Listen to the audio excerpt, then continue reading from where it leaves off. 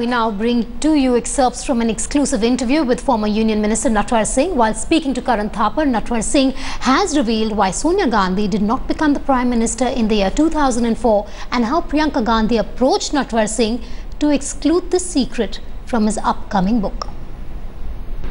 Let me ask you this. Did Sonia Gandhi make any effort to ask you to come over and give her your side of the story, to give her your explanation? Was any attempt made at all? No, and that's what surprised me and that's what hurt me very much.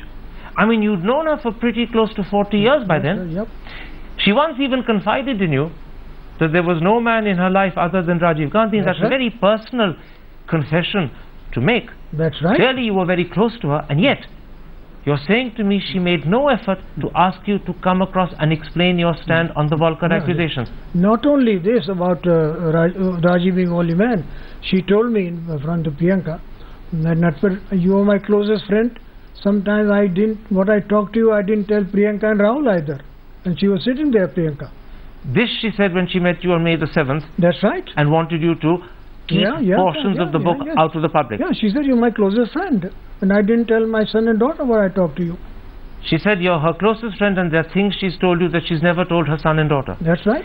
Now, if she felt like that, close enough to tell you things, particularly, I'm repeating it again, that there was never a man in her life other than Rajiv Gandhi. That's right. Yeah. You must have been pretty stunned that she didn't give you a chance to explain and defend yourself before she distanced herself from you. No, I was very hurt. I was very hurt indeed. Very hurt indeed.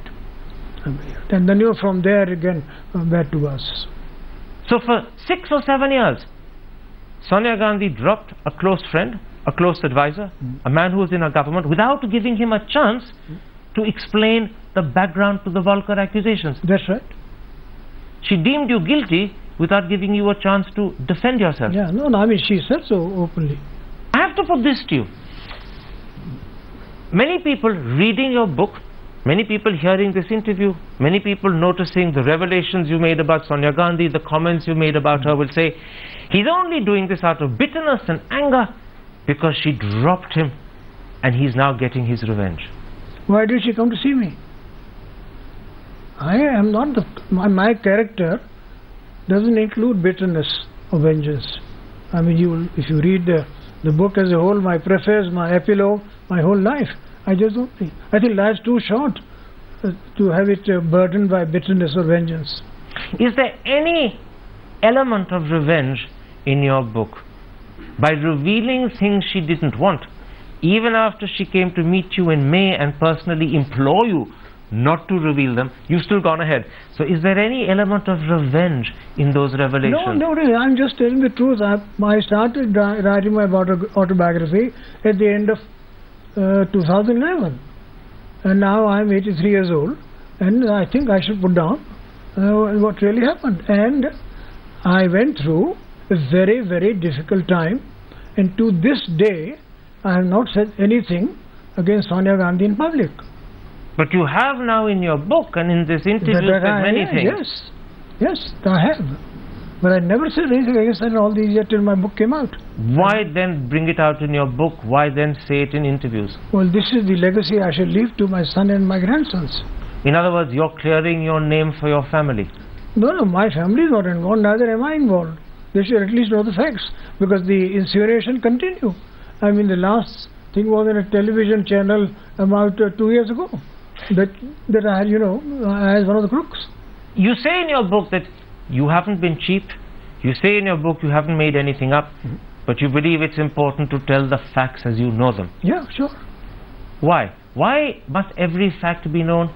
Why should something as personal as the pressure a son puts on his mother because he's scared she could lose her life? After all, that son had lost his father, that son had lost his grandmother. Why should something as personal as that have to be made public? She's a public figure. She's a public figure.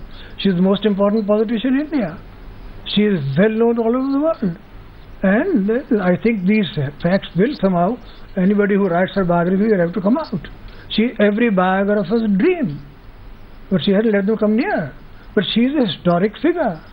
There's no two ways about it. Little about Lincoln, about Jawaharlal Nehru, about Churchill, about Roosevelt. She's in that league.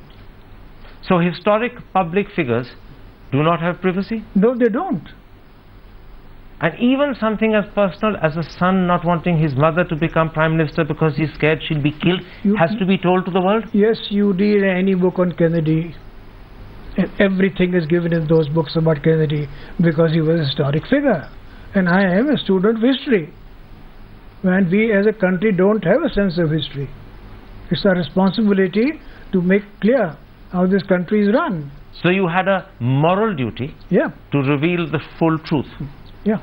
I mean, I don't want to take a saying that I'm a great guy, but I'm an honest person. One other thing.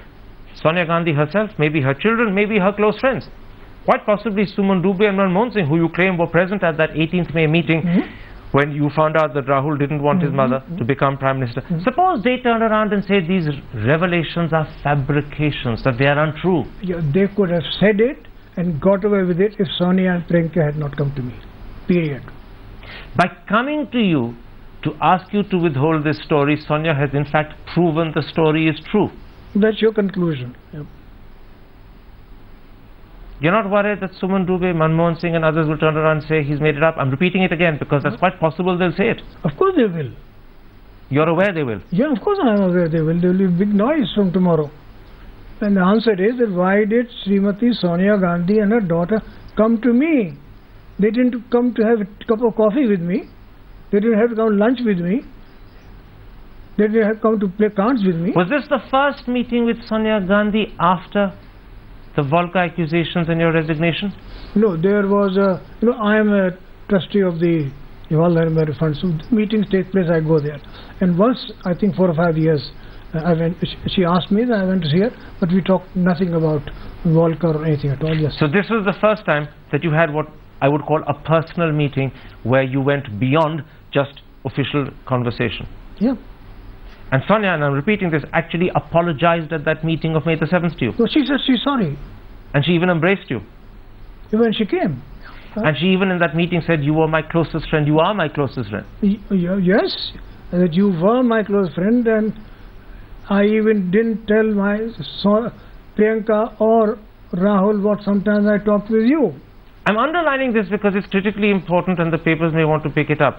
You're saying to me that on the 7th of May, that is just 2.5 months ago, Sonia Gandhi, when she came to meet you, said you were my closest friend. She said to you that I have told you things that I haven't told my 2 children, Rahul and Priyanka. She embraced you and she said, I'm sorry for what has happened to you over the last 9-10 years. And I didn't know. Then I said, but that's not possible. Have you forgiven Sonia Gandhi? Yes, of course I have. Does the pain of what she did to you still hurt? I don't take my worries to bed with me. I sleep 8 hours a night. I am not that. I mean, I'm a tough character. I have strong nerves, and the blood of my ancestors flows in my veins. So when my honesty, integrity are concerned, no compromise. But Sonia Gandhi dropped you like a ton of bricks. Yes, she did. And in the eyes of the country, you were humiliated. Yes. You were sacked. Yeah. You were then expelled from the party. Yep. No, I resigned. I was expelled from the working committee. From the Congress, I resigned. You've forgiven Sonia for all of that? So what's the use of taking bitterness with you to your funeral pyre? But it's left a big black mark on your career. It did.